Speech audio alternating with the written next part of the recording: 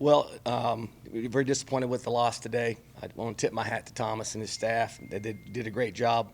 It was a game of two halves. We probably played about as well as we could in the first half, with the exception of having to get two field goals. We'd like to have a touchdown in at least one of those drives, but I thought we showed a lot of courage and into the win there, and we were able to get a field goal to go up 13-7. The stats at halftime were about as good as you're going to get.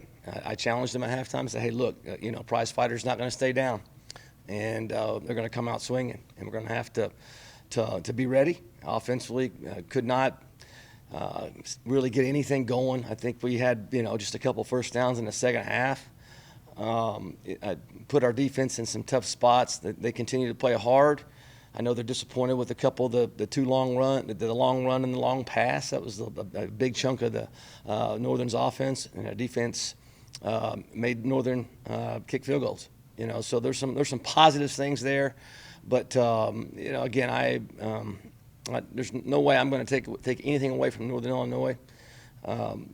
They just played better today. Out-executed us for 4 quarters, and we got to clean up some things with the penalties.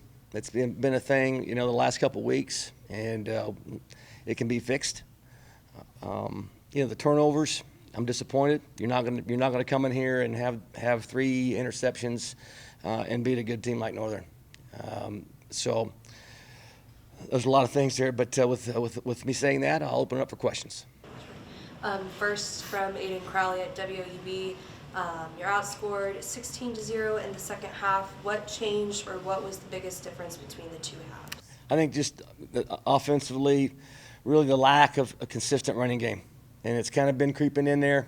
It is what it is, and we got to find a way to get some consistency in the running game. That's going to help. That's going to help Curtis.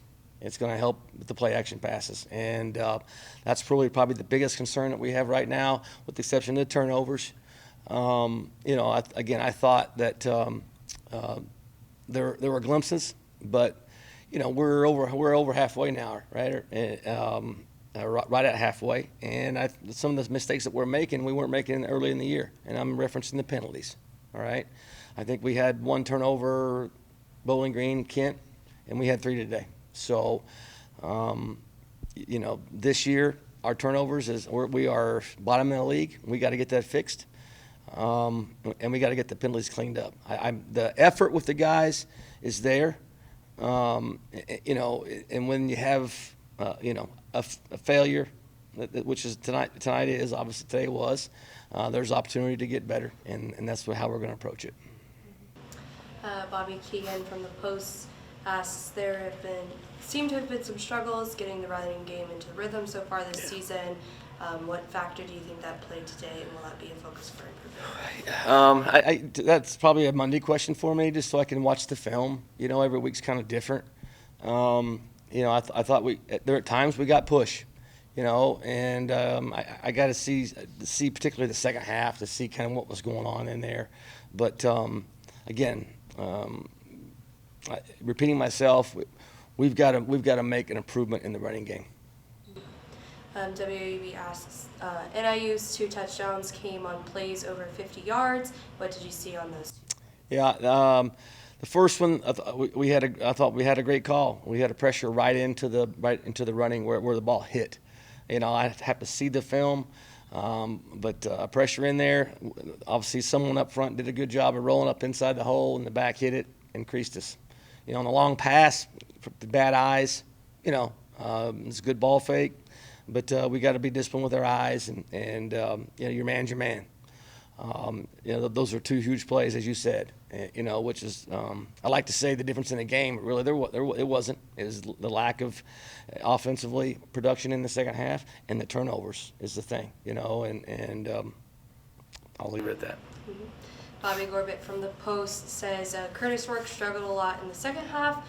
Was that a product of trying to do too much to come back into the game? Again, I just have to see the film. I'm disappointed with, the first interception was he's probably trying to do too much, looking off, and then making the big play. and the safety didn't bite and got back there.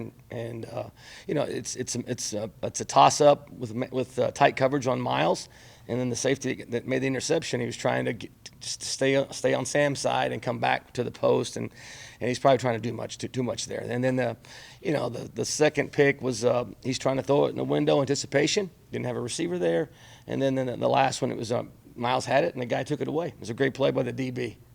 But for us, for this program to get to where we're wanting to get to, you know, for us to give us the best chance in a home versus Western, we've got to get some things corrected. WB asks, you mentioned earlier in the week that you will have to deal with physicality from NIU. How do you think that your team handled that? I thought defensively they handled it. You know, I know we're disappointed with the long run and the long pass, but I really thought our front seven guys. I thought our defense as a whole played them, you know, pretty well. Again, you know, they beat us fair and square, and you know, I'm not worried about our football team's physicality, not one bit. The things that happened that I've referenced already can be fixed. I know our guys are going to come to practice and go to work, and that's what we're going to do. Going back to turnovers and penalties, the Post asks, NIU played a very clean game today. How did that make things difficult for you? It's just not how, you know, again, we had 3 turnovers, 7 or 8 penalties. They had 1 penalty, I think, you know, maybe 0. And that's not been our MO, you know, over the last year. Let's just say what it is. In the last, you know, 18 games or whatever you know, that's out there. And I'm disappointed. That's why I'm disappointed, because our guys pride themselves in not making those kind of mistakes, and that's really all I can say to it. This is your final question from WEB. A tough loss, but a cross-divisional loss doesn't change what your team has to do to accomplish your goal. What is your message to your team after this result? Yeah, you know, again, this journey, and you know, the next game going 1-0. I don't want the guys. You know, this is not about a destination. The staff's going to continue to work hard and find ways to keep the expectation piece and keep it focused on the guys in today, in the process of how we're doing today and enjoying today and getting better today. And it's challenging with again, the expectations, but our guys have handled it well, and I know the staff's going to come to work tomorrow and challenge these guys, and I know they'll respond.